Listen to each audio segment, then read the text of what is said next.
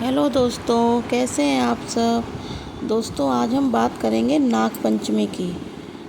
हम आपको बताएंगे नाग पंचमी का पूजा शुभ मुहूर्त क्या है पूजा का, और इसके बारे में, और कैसी पूजा विधि क्या है। ठीक है दोस्तों, तो चलिए शुरू करते हैं। जुलाई 2025 में नाग पंचमी 28 या 29 जुलाई को है। इस साल लोगों में ये बहुत कन्फ्यूजन था दोस्तों कि नाग पंचमी 28 को है या 29 को है। पंचांग के अनुसार दोस्तों यह तिथि 2 दिन पड़ रही है। पंचमी तिथि 28 जुलाई को दोपहर 12:40 से शुरू होकर दोस्तों 29 जुलाई को दोपहर 3:15 तक रहेगी। ठीक है दोस्तों, जो कि धार्मिक मान्यता के अनुसार नाग पंचमी की पूजा दिन में की जाती है, इसलिए 29 जुलाई को नाग पंचमी मनाना उचित रहेगा।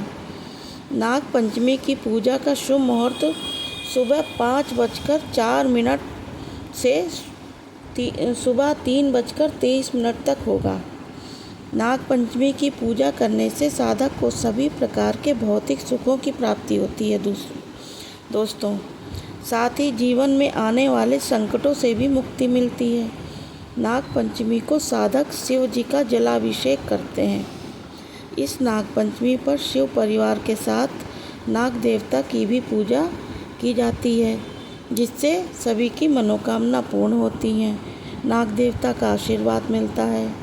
सबसे पहले जहाँ पर आपका मंदिर है दोस्तों, वहाँ पर काजल से या किसी पेपर पर, या ना हो सके तो जो आपके मंदिर की दीवार है उसको आप साफ़ कर लीजिए और उस पर काजल से नागों का चित्र बना सकते हैं।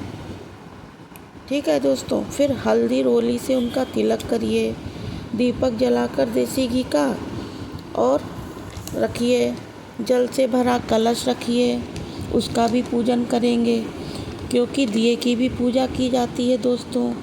कलावा चढ़ाइए, फूल चढ़ाइए, भीगे हुए मोठ और बाजरा ये भी चढ़ाया जाता है दोस्तों। भोग के लिए कच्चा दूध चढ़ाएं। नाग देवता को मोठ और बाजरा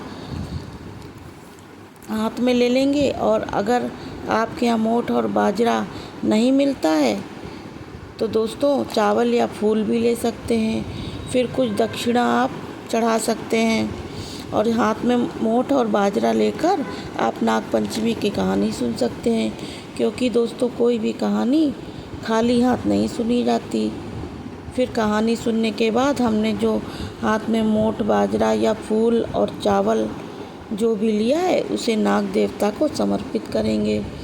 फिर दीपक घुमाकर आरती करते हैं, और अगर आपको दोस्तों आरती नहीं आती है तो 5 या 7 बार आरती घुमाकर भी आरती कर सकते हैं। और फिर हाथ जोड़कर नाग देवता से विनती करेंगे दोस्तों कि अगर पूजा में कुछ भूल चूक हो गई है तो हमें माफ़ कर देना भगवान, और अपनी मनोकामना को पूरी करने के लिए नाग देवता से प्रार्थना करिए।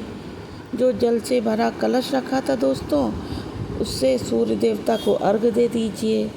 उसके बाद दोस्तों जो आपने दक्षिणा रखी है वो दक्षिणा आप किसी कन्या को दे सकते हैं। बस इसके साथ ही दोस्तों हमारी पूजा पूरी हो जाएगी। और आप जो भी कन्या को आप दें, वो जो दक्षिणा है प्रसाद सबको दें। और आज का दोस्तों वीडियो यहीं तक, कल फिर मिलेंगे। Okay, bye bye.